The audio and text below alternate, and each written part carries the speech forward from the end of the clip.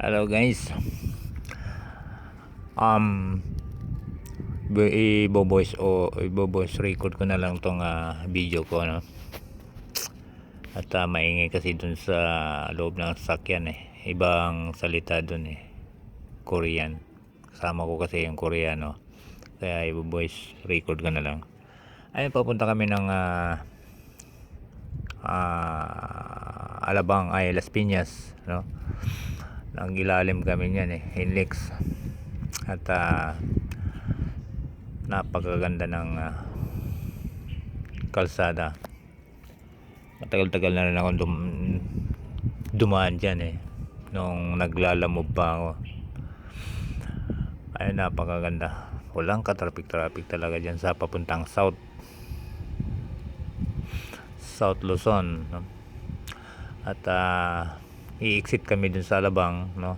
Dun sa Pelembes din. Yan, i-exit kami, tapos Pasaputi, Las Piñas, ayun.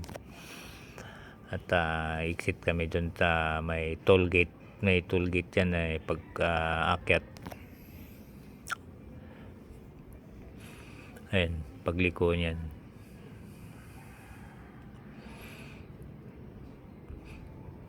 Napakagandang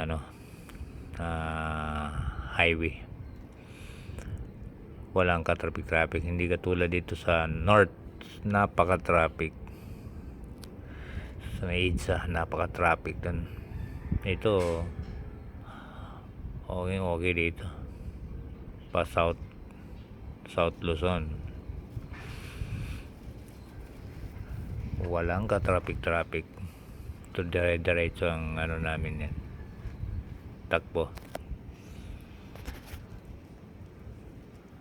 Ayan yan, exit na kami dyan, toll gate. Dire-diretso kasi mayroon namang sticker. And then pag uwi namin ay nag-suggest kami na mag-skyway, subukan namin sa itaas.